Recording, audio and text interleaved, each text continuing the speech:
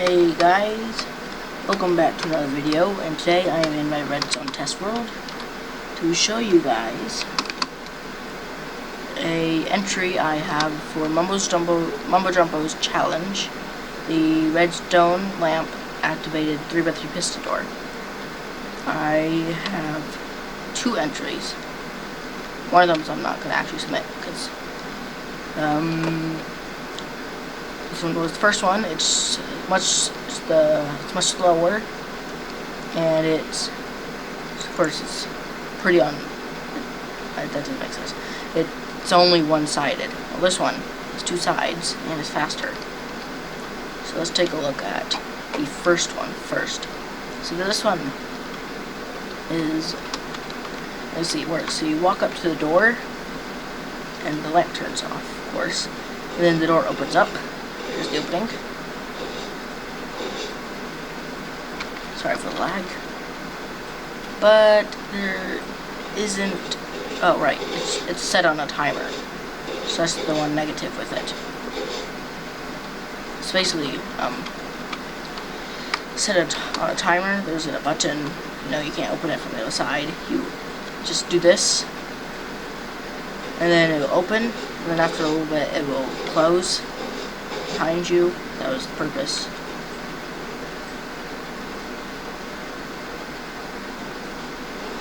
As you can see.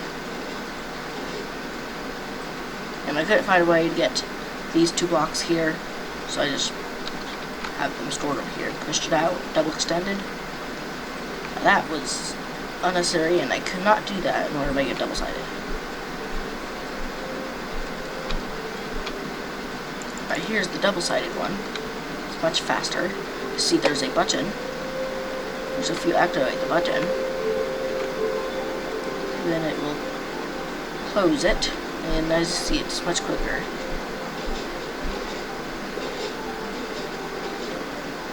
There we go. And if I walk up to the string, here it is opening, and it's also much quicker.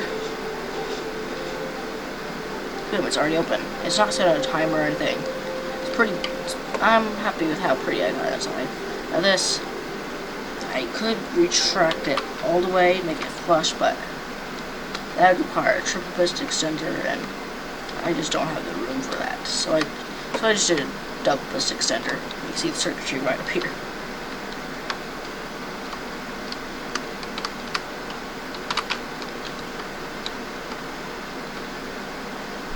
And so there are precisely seven of the redstone blocks, redstone type things visible.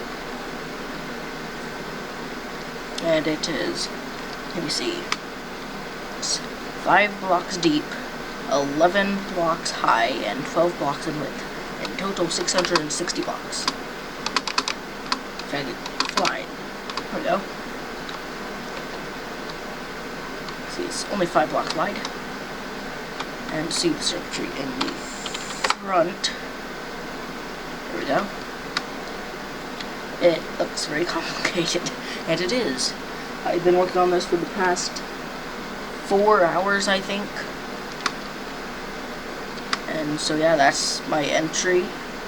Don't have too much to say, except for, I guess, this was my first attempt at making a double-sided one. It didn't work out too well because the double piston extenders down here, they were blocking the input. And I didn't know how to solve that, so I just tried again. And there were a few things I had to test, like this is the activation for the, I think this is the activation. Yeah, so there's 3 items in here. By default there should be 2.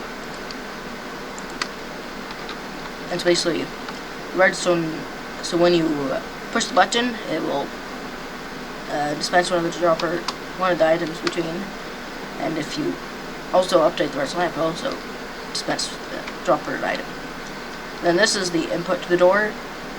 So basically when you do this, the door will activate, and then all the items are moved from this dropper back into this dropper, because the door updates the observer over there 2 times, And so that's why these 2 extra items are for. And then you can activate the door again by, doing those 2 inputs. So that's how the input works. And this was a design I was going to do, except I didn't do it because it was impractical, I guess. Also, I just decided, you know what, this was for that door right there. I just quit on that door. I was trying to activate something in the center. Of course, I didn't have too much room. So basically what this did is it will extend an observer through the floor and then retract it. That's all that does.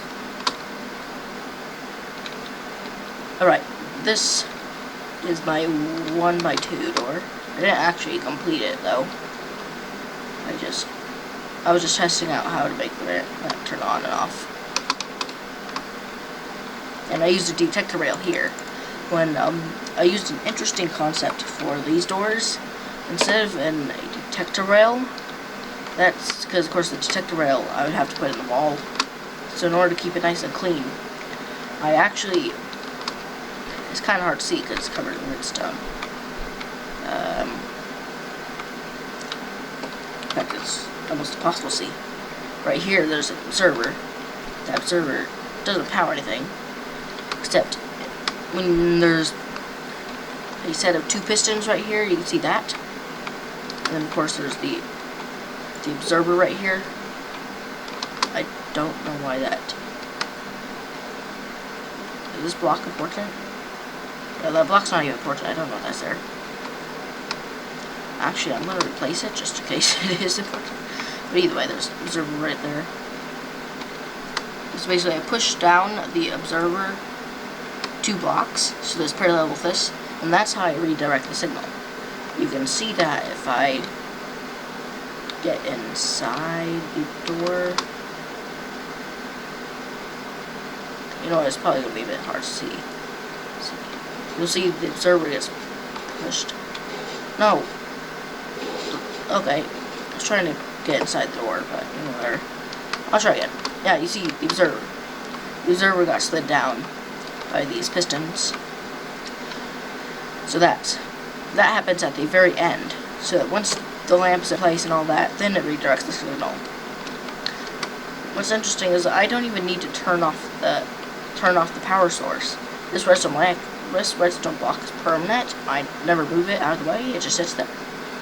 So this is always powered. So basically, when I open the door, I just open it, and then I move the observer up so that it's pointing at the block. So then I just move the observer up so it's pointing at the block. And then when the door closes, right at the end, the observer slides down and redirects that. So that's how that works. It's pretty simple. Much simpler than the detector rail.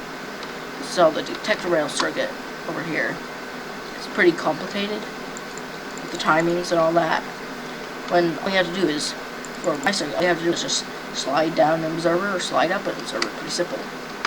Now I guess this is the main concept. You walk up to it, turns off, back on. So that's just the main one. I used an interesting concept of locking the repeater.